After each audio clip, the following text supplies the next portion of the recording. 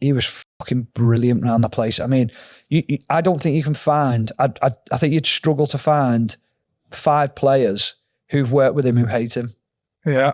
I think you'd struggle to find 5 because everyone I speak to, when you say about Big Sam, they're like, oh, fucking great, isn't he? It's mad.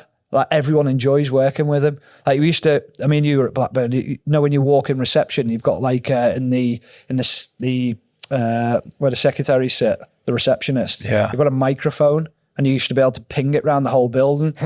So he'd sit there and he'd have the microphone on and he'd just like press it and he'd go, yeah, on the fucking state of his clothes walking in here, Jason Roberts. So like, do you know, like Robbo would walk in with like, he'd have a pair of like pants on with a pair of Ugg boots or something. Do you know, like, and he'd be like, fucking state of this guy. Like, he'd hammer them. And it was just like, do you know, when you walk in and you think, what's this guy on about? And I remember I was sat in my house and I was watching a Hull game. We were playing Hull at the weekend and it was like a relegation scrap game. And Sam and Carl Robinson popped up on the screen. So Carl was the assistant manager at the time. So I messaged Carl and I went, fucking size of the gaffer's head. Next thing is Carl's phone's going and I was like, he didn't see that, did he? And he went, oh, you fucking dickhead. And I was like, oh, sorry, gaffer. So he was like, I'll fucking speak to you tomorrow. But I knew I was all right. It was fine. So comes in the next day and he gets us all in a like a sort of a huddle and to explain what the training is. And he turns around and he went, so well, this is what we're going to do. He's like, I was at Hull last night and this bed, and he points at me and he said, starts slagging me off about how fucking big my head is. You know what he's like? And it was just like, that was like, but his personality and like the way he like approached everything was like fucking brilliant. He was such a good guy. Like, I just think of like some of the stuff that we did, like when we were away. We went to Italy and we spent like 10 days or so in Italy. And then we were playing a game out in Croatia. But we were flying into Croatia on the day, playing the game, staying and flying straight home. So we get to Italy, we get to the airport in Italy and we're on this like, so almost like a private plane. But we had all the crates with us, you know, for all they call the kit. But because we'd been there for so long, it was like quite a lot. And they went, you can't put that on. It's too much weight. Like the plane just won't take it. We won't be able to fly. So we were like, hell. So we had to get another private plane, but a bigger one. Anyway, it was like I think it was a Sunday. So he's trying to get hold of the chairman and he can't get hold of the chairman. And he goes, right, fuck it, I'll get it. And we were like, get what? And he was like, I'll get the jet, I'll pay for it. put 40 grand on his credit card. And we were like, fucking hell. And he was like, I'll get it back off the chairman. Like, because we had to play this game contractually. What are we going to taxi? So honestly, dick.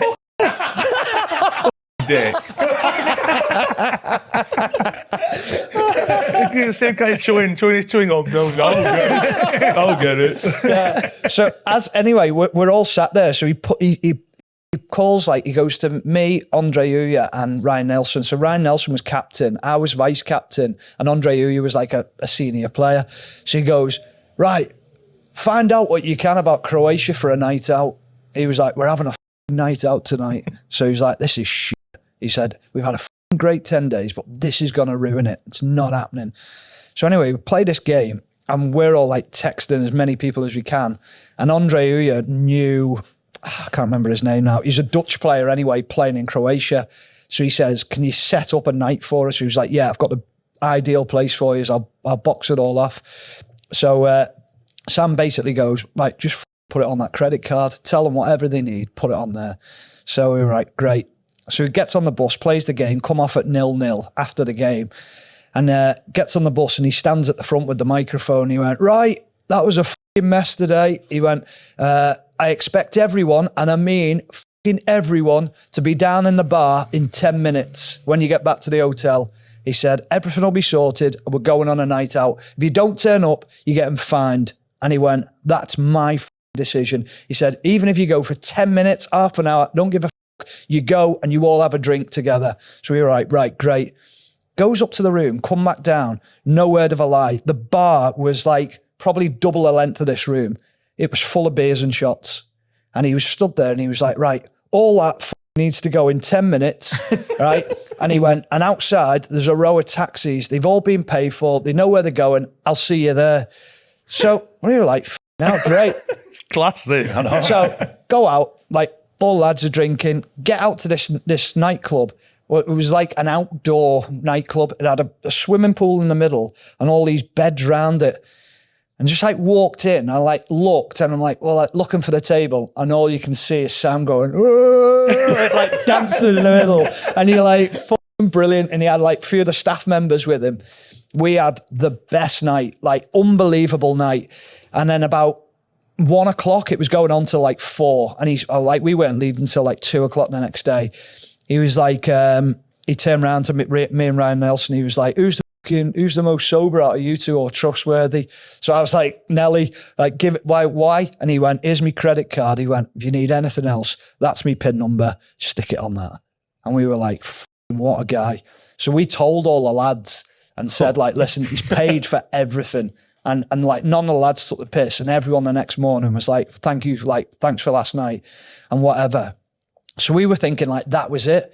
He sent flowers and cards to all the wives and girlfriends to thank them for them being away for 2 weeks and for like looking after kids and appreciating like it's hard and like being away and whatever.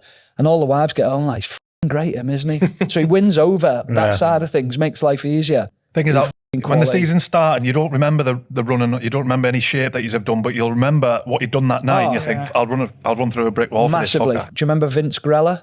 So Vinny was like an Australian Italian. He played out in Italy for years. Real technical player, tough as like one of the toughest lads you'll ever meet.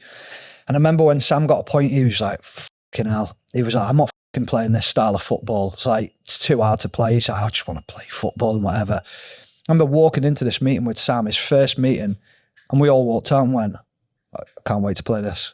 He just changed the way you thought about like how he was going to play.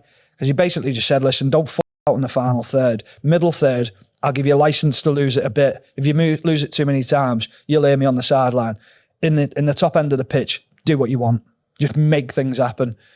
But he broke it down in so many ways. And we all just walked out and went, this is going to be f***ing brilliant. First meeting. I've never heard meetings like it in my life. I used to walk out on meetings.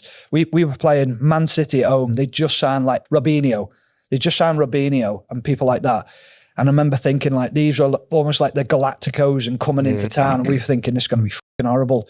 We walked out that meeting thinking we're going to beat these. We'd have gone into that game under most managers thinking this could be, if we can keep it respectable. We went into most games thinking we'll win this. We were away on, mentioned Kev and Andy being best mates. We were away in Germany on pre-season tour with Sam. So we worked out, you know what pre-season, like you work hard the first week, last night, he might give you a night out. So he gave us a night out in this fucking shithole of a village in Germany somewhere. But we found this bar that was looked half decent. So anyway, cut a long story short, we're in this bar, pissed, got a bit lively, and Kev and Andy started having a fight. Not a fight, an argument about something. So I've sort of got in the middle of, not in the middle of it, they were never going to fight because they were really close, but they were really arguing. I've got in the middle and gone, leave it out, boys. Jesus Christ, everyone's pissed. But Andy's gone. You can see his eyes are gone, like he wants to fucking chin someone. So me being silly bollocks has gone, it, I'll have a go. I'm not sure if Andy will tell the same story because I was pissed, but Nobes was definitely there. So I've swung for Andy. Missed him by about a fucking foot. Pissed. Swung for him. He has gone clock and hit me on the cheek here. I've been hit a couple of times, never been hit so hard in all my life. Didn't knock me out, but I took a knee. I took an 8 count. I took an 8 count. Nobes is in the middle of us going, what the f*** is going on? It's pandemonium in this gaff now. Andy, I'm on my knees going, fucking hell, what's going on? And that was a pre-season tour. So I've ended up, nothing. We ended up, me being me, him being him, stood up, had a pint, shook hands, nonsense, got on with it. Good shot. Yeah, oh, fuck. Don't get hit by Andy Carroll. He is one fucking strong geezer, let me tell you. And next morning, anyway, my cheek's out here. Andy's like, don't know what's happened to Andy, but we've gone down. Sam's heard something's gone on. So we're like, fucking hell, big Sam's got us. down in all of us, the whole squad sat down. He's gone, what the f*** gone on last night? Blah, blah. Whoever was involved, stay in this gym. Whoever wasn't involved, leave. So I've stayed there, Nobes has stayed there, Kev stayed there. Andy wasn't in there for whatever reason. He might have been with the physios or whatever. Few of us stayed, 5 of us stayed anyway, and he's fuming in front of all us. You're disgraced, fuming in front of all the lads. This is what happens when I let you go out. So me, Kev, Nobes, maybe one other stayed. Matty Taylor maybe stayed. And we think, oh, we're in for it here. We're getting fined and all that. All the squad leave. The door closes behind him. Big Sam goes, you buggers. What you will have been up to? Absolutely f***ing loved it. He's gone, what the f*** have you done? My cheeks out here. I went, Big Andy. He's like, f*** you know. Don't get it by Andy. He was loving it. But then, obviously, had to do something. And I think we got fined in the end or something. But funny time. But you could obviously see that there was no ill feeling. Because guys, ended up having a couple more pints with Andy and having a laugh. It was just one of them things. It serves me right for fucking swinging at him, I suppose. To be honest, I think you have brought it on yourself. I know, exactly. I don't make him wrong. It'd be interesting to see Andy's story on that, because I've never heard it from him, to be fair. Who is the best player you've ever managed over the years?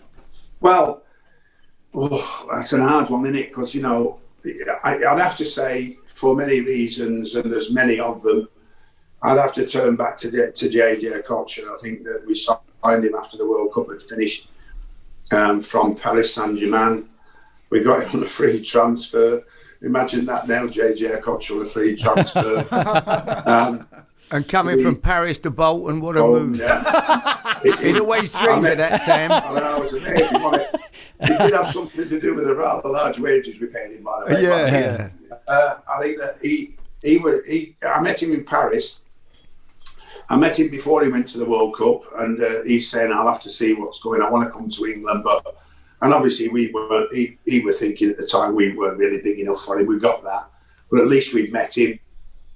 And obviously he came back from the World Cup and nothing were happening. So we arranged to meet him again, me and my agent. And we met him again in Paris.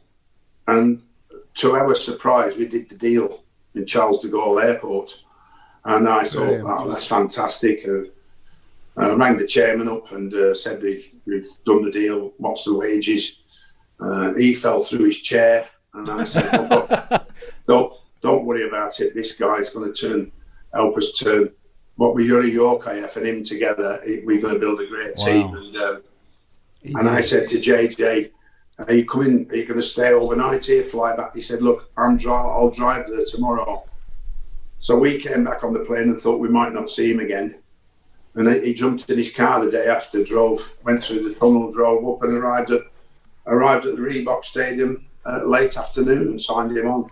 It was what he gave to the dressing room as well as what the entertainment value he gave on the pitch. He became the captain. He could speak 4 languages. He showed everybody how to play the game of football. And there's some of the tricks.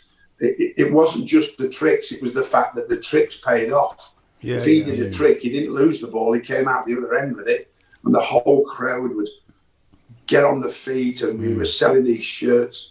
JJ's so good, they'd named him twice, and the old buzz around the Reebok Stadium was, one of the delight with the quality of JJ Okocha. Alex Ferguson's birthday is on the 31st of December, and I'd gone out and got right proper bottle of red, you know what I mean? So it wasn't how much was it? It wasn't a cheap one, it was about 500 quid. So you know what I mean? So I wrapped it up. Like Mrs. called me a creep before I took it, you know what I mean? So and ready. So I give Alex, I just got this for your birthday, like you mean. So he goes, right, great. He said, well, we'll open it after, like I mean, so fine. So I goes out. Anyway, we lost. So I comes back and I goes, anyway, I opened that wine, at least I'll go test that. So we opened the bottle of wine, it was a bottle of Imtor. No way. And I've gone, What? So what he did was he got Tony Colt to open up the present, take the wine out, stash it away, and put a bottle of Vimto in. And I've gone.